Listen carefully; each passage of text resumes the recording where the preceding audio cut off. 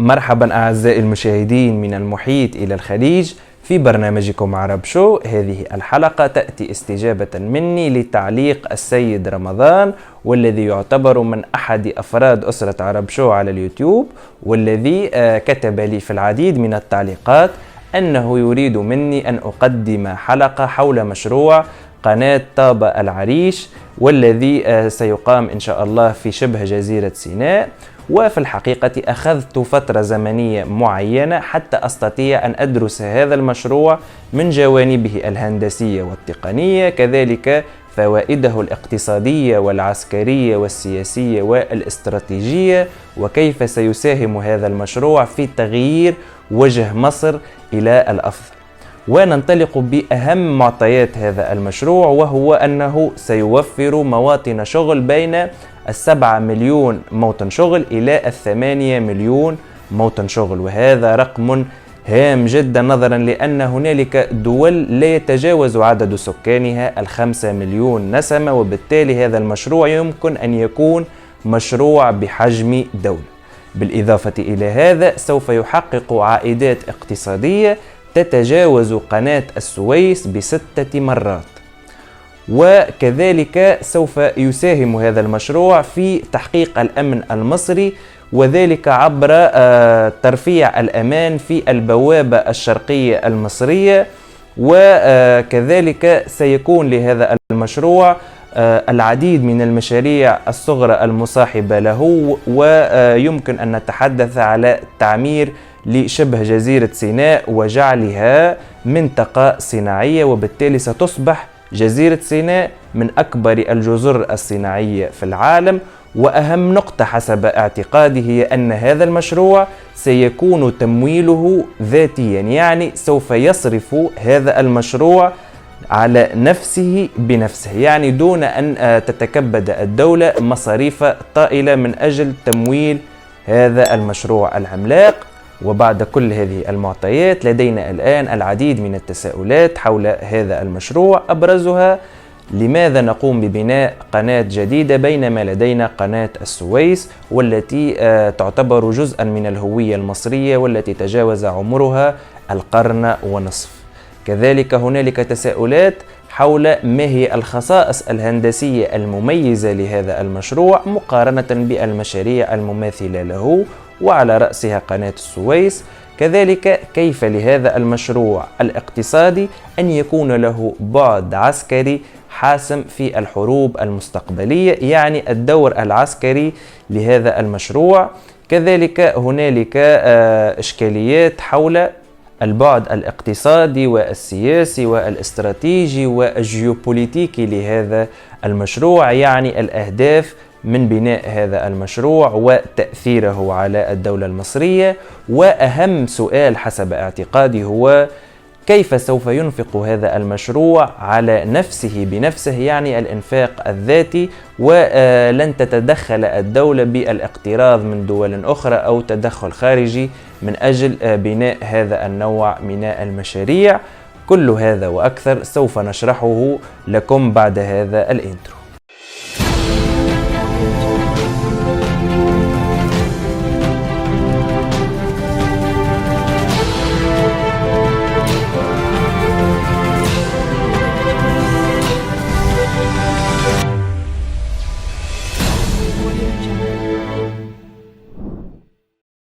وننطلق الآن بالإجابة عن التساؤل الأول في هذه الحلقة، وهو: لماذا نبني هذه القناة بينما لدينا قناة السويس؟ ولكن قبل هذا يجب أن نعرف لماذا تم بناء قناة السويس ودورها في التجارة البحرية العالمية. فقبل وجود هذه القناة كانت السفن الأوروبية حتى تقوم بالتجارة مع دول آسيا كانت تدور حول قارة إفريقيا بأسرها، ولكن حينما تم بناء قناة السويس أصبحت التجارة البحرية تمر من قناة السويس، نظرا لأنها تختصر المدة الزمنية، وبالتالي سوف تختصر تكاليف الرحلة، وهذا ما يسعى إليه كل التجار في العالم. لذلك ساهمت هذه القناة في تنمية التجارة بين أوروبا وآسيا. وحتى في عصرنا الحالي التجارة العالمية مرتكزة بدرجة كبيرة على المضائق البحرية وعلى رأسها هذا المضيق.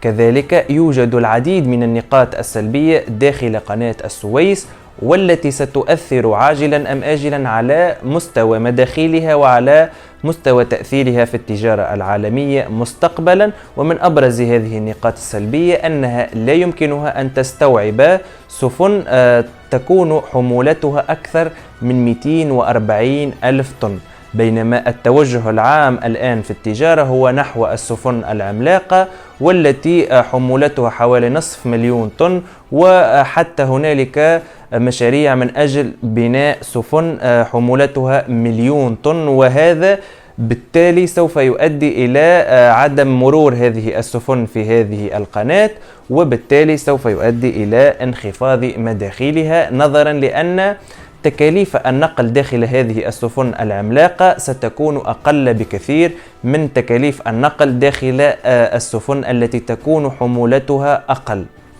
وكذلك مسألة الوقت، فقناة السويس لا يوجد فيها ممران منفصلان تماما، بل هنالك ممر واحد وفيه بعض التفريعات، وهذا أدى إلى أنه لا يوجد طريقان كما ذكرت ليكون هنالك مرور من الاتجاهين. وبالتالي إذا كنت قادما من البحر الأبيض المتوسط سوف تنتظر يوم كامل حتى تمر السفن التي في البحر الأحمر، وفي اليوم الموالي سوف تكون الأولوية لسفن البحر الأبيض المتوسط للمرور إلى البحر الأحمر.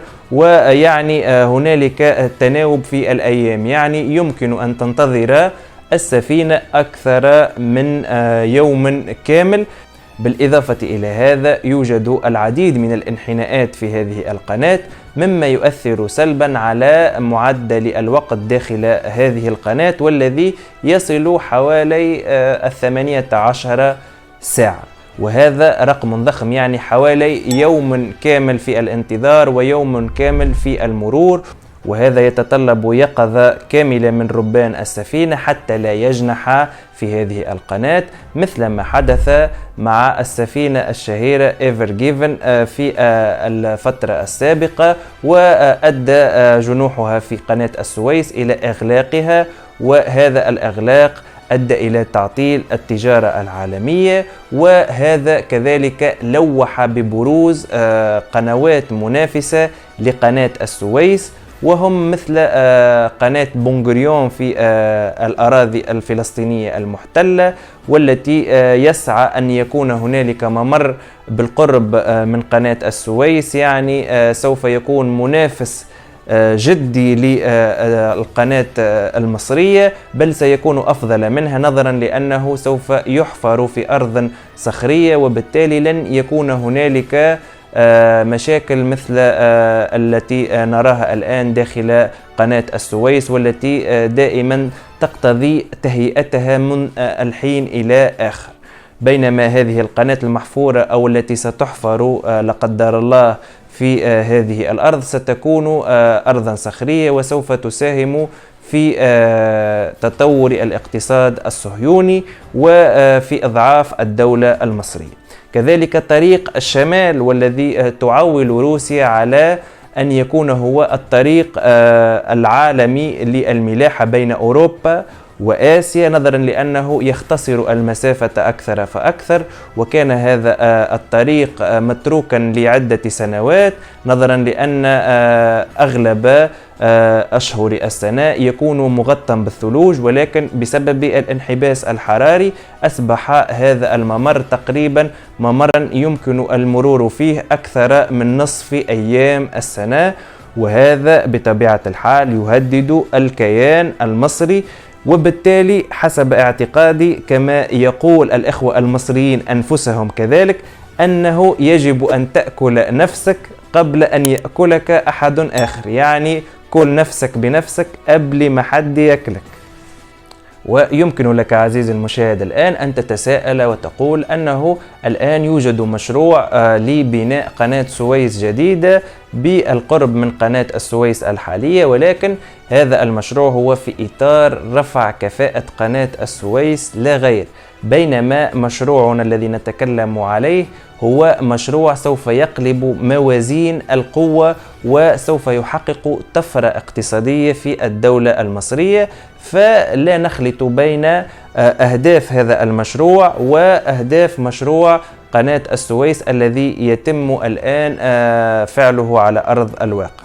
وهذا ينقلنا للإجابة عن التساؤل الثاني في هذه الحلقة، وهو ما هي أبرز الخصائص الهندسية لهذا المشروع. وننطلق بطول هذا المشروع والذي سيكون بطول 231 كيلومتر، وهذه القناة تعتبر طويلة نسبيا، وسيكون أقل نقطة عرض فيها حوالي 500 متر، ويصل في بعض الأحيان إلى 1000 متر.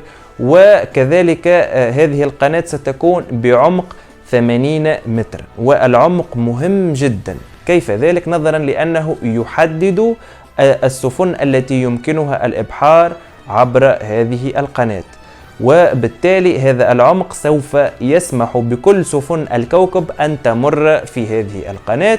كذلك منذ هذه اللحظة إلى سنة 2030 اطلعت على أبرز مصانع تصنيع السفن وما إلى ذلك، ولا يوجد سفينة سيتم بناؤها منذ هذه الفترة إلى سنة 2030 لا يمكنها أن تبحر في هذا العمق، إلا إذا كان هنالك سفن عسكرية، وهذه أسرار لا يمكننا الاطلاع عليها.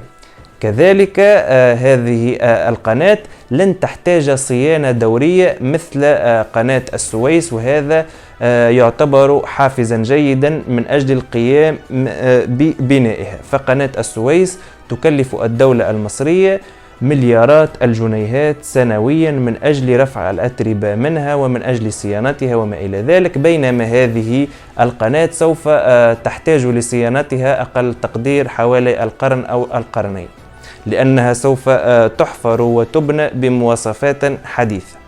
بالإضافة إلى كل هذا تستهدف هذه القناة أن ترفع نسبة مصر من حجم سيطرتها على التجارة العالمية من 7% فقط التي نعرفها الآن والتي تمر عبر قناة السويس لتصل إلى 15%، ولما لا أن تصل إلى 20%، خصوصا وأنه إذا علمنا أن التجارة بين أوروبا وآسيا البحرية تمثل 40% من حجم التجارة العالمية، فإذا استهدفنا نصف هذه التجارة البحرية فهذا سوف يكون له عوائد اقتصادية ضخمة، ولا يمكن أن نقارنها بالمداخيل الحالية لقناة السويس.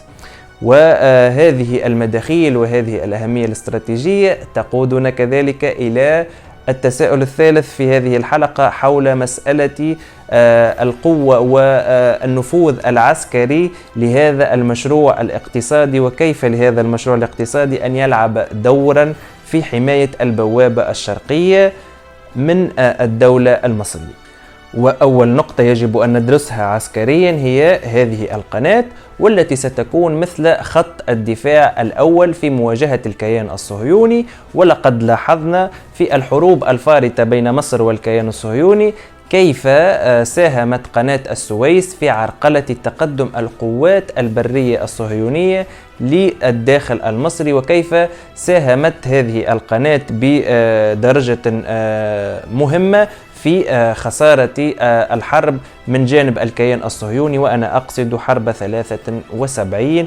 وكذلك مسألة تعمير سيناء تعتبر من المسائل الحيوية والعسكرية الضخمة، والتي شرحتها لكم في حلقة سابقة، وسوف أعيدها باقتضاب أن وجود كثافة سكنية في منطقة معينة يعني مقاومة أكثر، يعني صمود أكثر في وجه العدو، والأراضي القاحلة أو ذات الكثافة السكنية الخفيفة سوف يكون اجتياحها أسهل واحتلالها والسيطرة عليها أفضل. وبالتالي وجود هذه القناة مع بروز المدن التي سوف تنتج حول هذه القناة مثل ما حدث في قناة السويس، والتي شهدت تضخم مدن وبروز مدن كبيرة مثل مدينة الإسماعيلية، مثل مدينة بورسعيد، وهي تعتبر مدن جديدة نسبيا ولم تكن بهذا الحجم في السنوات الفارطة. ومجرد بناء قناة جديدة في هذه المنطقة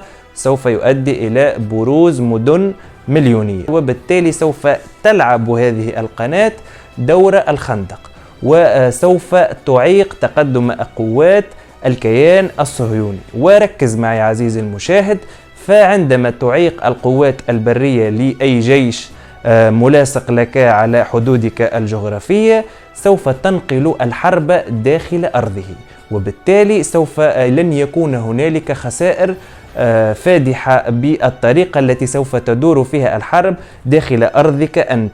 وهذا ما لعب عليه الكيان الصهيوني في الحروب السابقة، وذلك بنقل الحرب داخل أراضي الدول العربية، ونجح في ذلك نجاحا منقطع النظير في العديد من المناطق العربية، وأدى هذا إلى وجوده إلى حدود هذه اللحظة. وبالتالي وجود هذه القناة سوف يؤدي إلى نقل القوات البرية المصرية إلى العمق الصهيوني أو الأراضي الفلسطينية المحتلة، وهذا سوف يكون له بالغ الأثر في أي حرب مستقبلية. ولا ننسى كذلك أن هذه القناة سوف تساهم بشكل كبير في الحد من ظاهرة الإرهاب في شبه جزيرة سيناء، وسوف تعوق تنقل الإرهابيين، وسوف يكون له بالغ الأثر في تحقيق الأمن القومي الاستراتيجي للدولة المصرية. ومدام ذكرنا الأمن القومي الاستراتيجي سوف أجيبكم الآن عن التساؤل الرابع في هذه الحلقة، وهو الأهداف الاستراتيجية والديموغرافية والجيوبوليتيك لهذه القناة. أولها هو الحد من التطور السكاني داخل حوض النيل، والذي يعتبر من أكثر مناطق في العالم ازدحاما بالسكان، وسوف يؤدي هذا إلى توزيع أكثر عدالة للسكان في الجغرافيا المصرية، وسوف نشهد تعمير مناطق جديدة مثل منطقة هذه القناة وشبه جزيرة سيناء، والتي سوف تستقبل ملايين المصريين. وبالتالي هذا سوف يؤدي إلى استغلال أمثل لكل شبر في الدولة المصرية، واستغلال الفرص الاستثمارية المتاحة فيها. بالإضافة إلى كل هذا سوف يؤدي هذا الحد من التضخم السكاني في حوض النيل إلى سهولة أكثر في الإدارات وفي مراكز التنقل في العاصمة وفي العديد من المدن الضخمة. يعني مسألة الاكتظاظ سوف تنقص، مسألة الانتظار في المراكز الإدارية كذلك سوف يقل وقت الانتظار فيها، وهذا سوف يساهم في تطور الأعمال داخل الدولة المصرية، وسوف يساهم كذلك في الحفاظ أكثر على الرقعة الزراعية. فبدل البناء على الأراضي الصالحة للزراعة حول حوض النيل سوف يلتجئ السكان إلى المدن التي ستكون في مناطق أخرى، وهذا سوف يحفظ الأمن القومي الغذائي المصري. يعني مشروع قناة في شبه جزيرة سيناء يؤثر على كل ذرة رمل داخل الدولة المصرية، وكل المشاريع هي متداخلة في بعضها البعض. وأنا أقدم لكم هذا المشروع من باب العلم، فلا يوجد إلى حدود هذه الساعة حسب مصادري والأبحاث التي قمت بها أن الدولة المصرية تتبنى هذا المشروع أو بدأت فيه أو ما إلى ذلك، ونحن نقدمه حتى يعرف إخوتنا المصريين أن لدولتهم العديد من الفرص التي يمكن استغلالها في المستقبل، ويمكن أن تحقق نمو اقتصادي ضخم.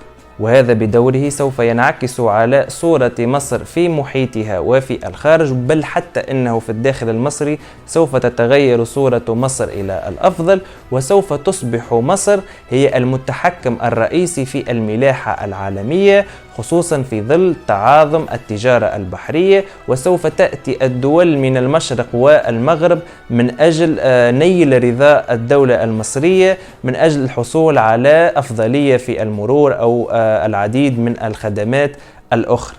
وهذا يجب أن ندرس ونقرأ له ألف حساب في المستقبل، بالإضافة إلى أن المدن التي سيتم بناؤها سوف تكون مدن ذكية، سوف تساهم في تطوير جودة الحياة وسوف تساهم في بناء جيل متعلم وما إلى ذلك. العديد من النقاط الأخرى والتي لا أريد أن أغوص فيها من أجل اقتضاب وقت الحلقة أكثر ما يمكن، رغم أنه أصبح وقتا طويلا مقارنة بالحلقات التعليمية الأخرى. ومن أبرز المشاريع المكملة لهذا المشروع نذكر مثلا ميناء طابة وميناء العريش، وهم سيكونان من أكبر موانئ مصر ومن أكبر موانئ البحر الأحمر والبحر الأبيض المتوسط، وذلك لعدة اعتبارات لوجستية وتجارية، نظرا لأنهم سيكونون في أهم ممر ملاحي في العالم، بالإضافة إلى تشييد حوض لصيانة وإصلاح السفن، وهذا سوف ينعكس بالإيجاب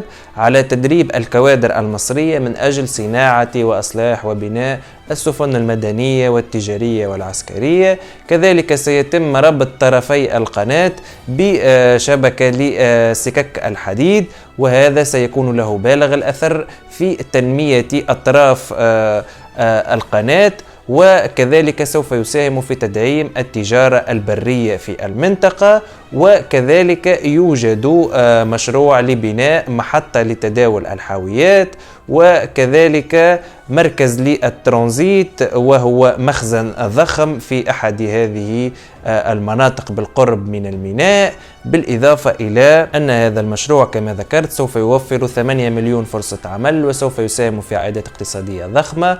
ولكن طرحت لكم في المقدمة كيف أن هذا المشروع سوف ينفق على نفسه ذاتيا، وهذا ما سوف أشرحه لكم.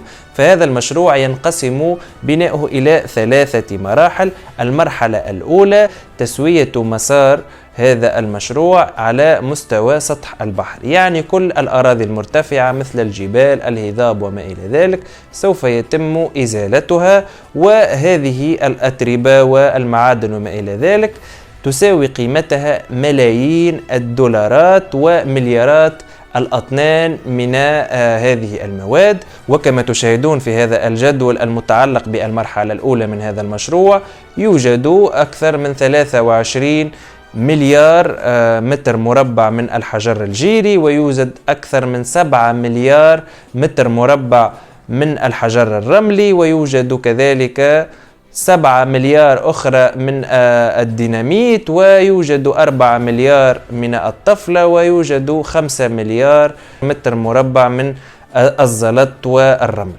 ومجموع هذه المعادن والأتربة يتجاوز مداخيله 1002 مليار جنيه، بينما مصاريف الحفر والتكلفة من أجل بناء هذه المصانع وأجور العمال وما إلى ذلك لا تصل حتى إلى 800 مليار جنيه. وبالتالي سوف يساهم هذا المشروع في توفير عائدات مالية للدولة بأكثر من 200 مليار جنيه، بالإضافة إلى 800 مليار جنيه التي سيتم إنفاقها على حفر مسار هذا أو هذه القناة.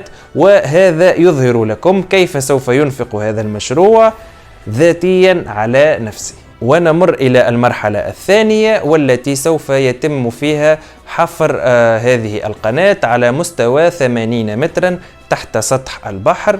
وهذه القناة سوف تشهد بالإضافة إلى أعمال الحفر تكريس أهم المؤسسات اللوجستية مثل محطة الحاويات ومثل مراكز الترانزيت وحوض صيانة وإصلاح السفن وما إلى ذلك من المراكز الأساسية التي ذكرتها سابقا. وسوف تستغرق هذه الفترة من 3 سنوات إلى 5 سنوات، وسوف تشغل ما بين 2 إلى 3 مليون مواطن مصري. أما المرحلة الثانية فسوف تعنى بتركز أهم المدن في هذه القناة، وسوف تساهم في التركيز على الزراعة وتوسيع الرقعة الزراعية، بالإضافة إلى تنمية المناطق السياحية وبناء الجامعات، وعلى رأسهم جامعة العلوم البحرية الدولية. كذلك سوف نركز على بناء المدن المعرفية والعديد من المقومات الاقتصادية. وهذا يدل على أن هذا القناة هي مشروع متكامل لإحياء شرق الأمة المصرية بأسرها، وذلك في كل القطاعات تقريبا، سواء في الصناعة، في السكن، في السياحة، في النقل واللوجستيك، في التطور والبحث العلمي، في العديد من المجالات التي سبق ذكرها. وأرجو أن أكون قد وفقت في نقل المعلومة، وأرجو كذلك أن يرى النور هذا المشروع في السنوات القليلة القادمة، لأنني أتمنى كل خير للدول العربية وعلى رأسهم الدولة المصرية. لا تنسوا أعزائي المشاهدين الاشتراك في القناة إذا لم تكونوا مشتركين، وفعلوا زر الجرس حتى يأتيكم كل ما هو جديد، يعني عندما يتم تنزيل حلقة يأتيكم إشعار أنه تم تنزيل هذه الحلقة. وكالعادة موعدنا كل يوم خميس إن شاء الله على الساعة 3 بعد الزوال بتوقيت غرينتش.